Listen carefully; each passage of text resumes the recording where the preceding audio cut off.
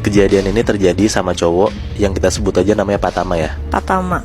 Dia tinggal di Jakarta dan Patama ini udah sekitar 40 tahunan lah umurnya. Nah, Patama tuh berasal dari keluarga yang emang Islami banget gitu. Emang dia tuh nggak pernah tinggal sholat. Dia tuh selalu puasanya tuh nggak lepas, Senin Kamis juga puasa mulu gitu. Nah, tapi yang beda dari orang-orang Islam pada umumnya, setiap malam Jumat di tanggal-tanggal tertentu yang gue juga kurang tahu pasti ya tanggal berapa, Patama ini nih selalu datang ke pantai selatan buat sembayang dalam tanda kutip. Nah, kayak setiap bulan tuh pasti sebulan sekali tuh Patama tuh selalu aja ke pantai selatan. Dan rutinitas ini tuh selalu dia lakuin mulai dari Patama umur 25 tahunan. Berarti udah lumayan lama dong ya? Iya, udah sekitar 15 tahunan lah Patama ngelakuin ini. 15 tahun. Nah, kenapa Patama selalu datang ke sana buat sembayang? Karena katanya tuh emang keluarganya Patama tuh punya warisan, punya pegangan yang diwarisin turun-temurun. Nah, bentukannya kayak gulungan kertas gitu. Gulungannya kecil dan isinya tuh kayak tulisan-tulisan Arab yang nggak tahu artinya apa. Kebanyakan kayak kertas lama tuh udah kuning-kuning gitu loh, Chef. Tulisannya udah luntur-luntur dan itu tuh Patama pegang terus. Selalu Patama bawa kemana-mana dan emang keluarganya Patama itu selalu karirnya pasti bakal lancar. Karena si kertas itu? Karena si gulungan ini. Nah, yang selalu Patama tahu juga dari keluarganya adalah kalau misalnya gulungan kertas itu nggak dijaga dan Patama tuh nggak ke pantai selatan buat sembayang, pasti tuh bakalan ada bala atau hal buruk tuh pasti bakal menimpa ke Patama ini, Chef. Gitu. Awalnya Patama tuh selalu nggak percaya akan hal itu. Nah, tapi akhirnya dia percaya karena hal buruk menimpa Patama sendiri. Di tahun 2017, Patama itu baru nikah sekitar 5 tahunan. Nah, Patama tuh udah sukses banget lah megang perusahaan keluarganya kan. Perusahaannya itu juga gue nggak bisa nyebutin apa. Yang jelas itu perusahaan keluarga dan cukup sukses banget. Karena tuh selalu punya klien besar gitu. Nah, kadang rekanan bisnisnya Patama, anak buahnya, sampai istrinya pun sendiri suka bingung gitu sama alur keuangan perusahaannya ini. Karena setiap Patama bilang lagi seret duit, kayak kliennya kurang gitu. Nah, Patama tuh bilang setiap malam Jumat, setiap sebulan sekali, dia tuh pasti bakal meeting keluar kota. Dan pas pulang dari luar kota itu, pasti kliennya bakalan tembus. Dia tuh bawa uang banyak gitu loh, Chef. Nah, bertepatan Patama lagi yang katanya keluar kota buat meeting. Istrinya tuh kita sebut aja namanya Bu Prita ya. Bu Prita. Bu Prita itu datang ke kantor iseng-iseng buat ngecek lah, mantau gimana perusahaan suaminya, anak buahnya ditinggal sama suaminya aman atau enggak gitu kan.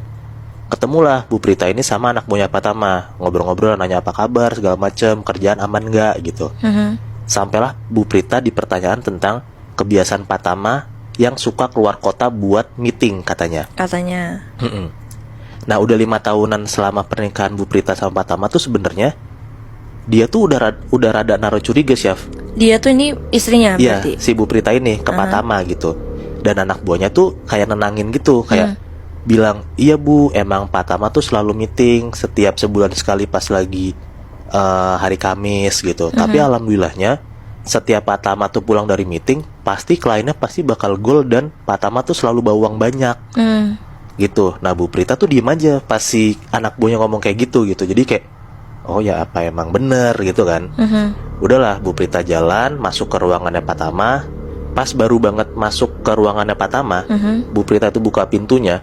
Bu Prita tuh langsung nyium kayak bau wangi banget, dan bau wangi tuh bau wangi melati. Padahal di situ tuh nggak ada sama sekali pengharum ruangan melati sama sekali, Chef. Nah, sebenarnya Bu Prita tuh rada merinding gitu kayak, kenapa tiba-tiba bau melati? Tapi Bu Prita mikir kayak, ya mungkin emang lagi nyemprot-nyemprot melati kali di ruangannya gitu. Jadi Bu Prita tuh kayak rada deny lah gitu.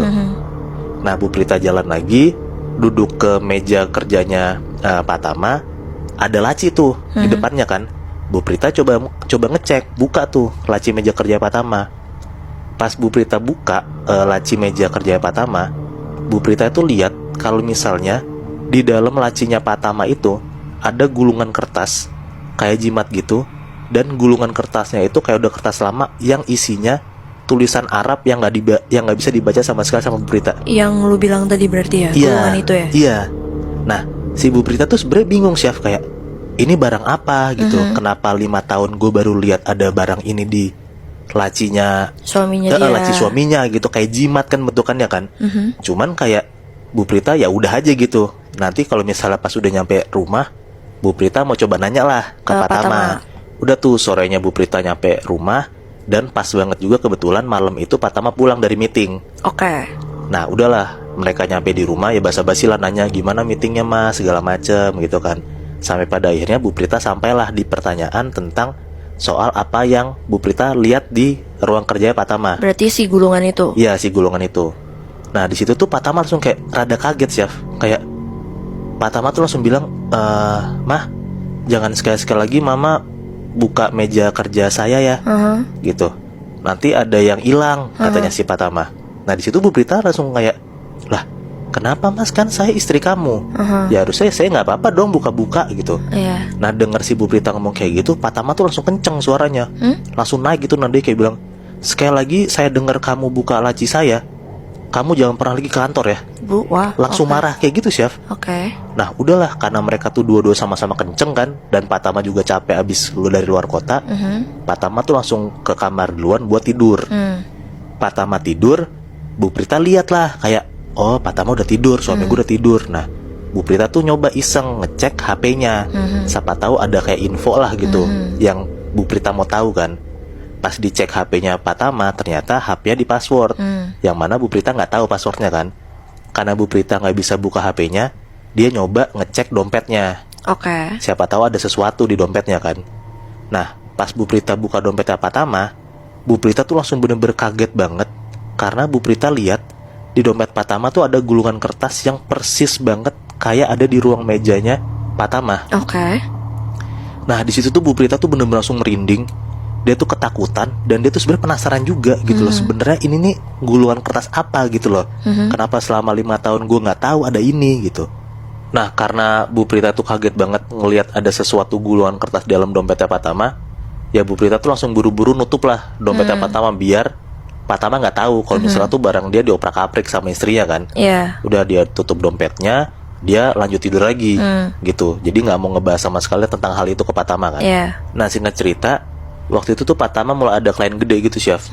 Kliennya gede banget, dan dia tuh sebenarnya agak kalut karena dia mikir apakah perusahaan gue sama klien gue ini bakal goal ya gitu proyekannya. Karena kan ini bener-bener jadi kayak salah satu proyek terbesar yang ada di perusahaannya Pak Tama, buat menunjang finansial perusahaannya kan. Nah di hari yang sama, bertepatan pas dia harus meeting sama kliennya, bertepatan juga sama waktunya tanggalan dia sembahyang ke Pantai Selatan. Nah karena dia harus sembahyang ke Pantai Selatan, mau gak mau dia gak bisa ketemu sama kliennya dong. Nah dia itu nyuruh anak buahnya buat ketemu sama kliennya.